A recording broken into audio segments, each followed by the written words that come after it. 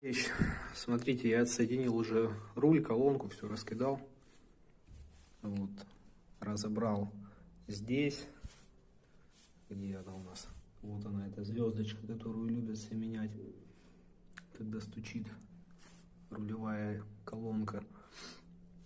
Вот, смотрите, все равно вал прокручивается с усилием. То есть, чтобы его сорвать, нужно приложить усилие. Потом он как бы уже крутится.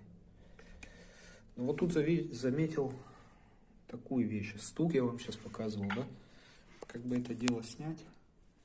Если вот эту пластину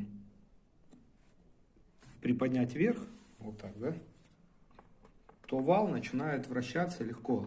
То есть вот этого закусывания, про которое я говорил, его не будет. Но появляется